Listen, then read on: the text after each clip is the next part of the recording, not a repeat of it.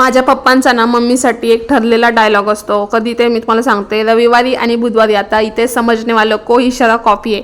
तर मम्मीला पप्पा विचारतात किती आणायचं आहे, मग मम्मी तिकडून आकडा सांगते, अर्धा किलो, पावशर, हां एवढंच खातो आम्ही, किलो 2 किलोने अजिबात खात नाही. असं जर खाल्लं ना तर कटोरी घेऊन एक दिवस बसावं लागेल. जत्रा असल्यावरती ठीक आहे, आपण भगोल्याने खाऊ शकतो.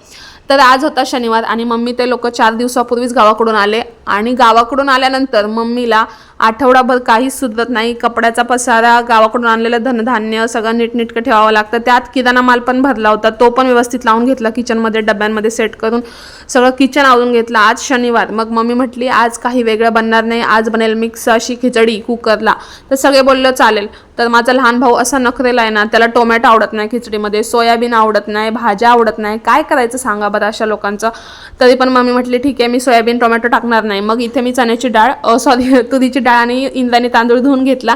कुकरमध्ये मम्मीने तेल टाकलं, त्यामध्ये जिरे, मोहरी, हिंग, कढीपत्ता, त्यानंतर सोनेरी रंगावरती कांदा परतून घेतला, लसूण टाकला ठेचलेला, कोथिंबीर टाकली, 2-3 मसाल्याच्या वेगवेगळ्या पुड्या होत्या ते टाकल्या, मॅगी मसाला वगैरे वगैरे, कारण टेस्ट छान येते मसाला भाताला. खडा मसाला टाकला स्पेशली, त्यामध्ये लागतोच कारण आपला मसाला भात आहे ना. तांदूळ आणि डाळ टाकून, शेंगदाणा टाकून छान परतून घेतलं बारीक गॅसवरती. आणि मग काय, पाणी टाकलं गरम आणि कुकरचं झाकण लावलं. चला, तुम्ही कसली वाट बघताय, सबस्क्राईब करा.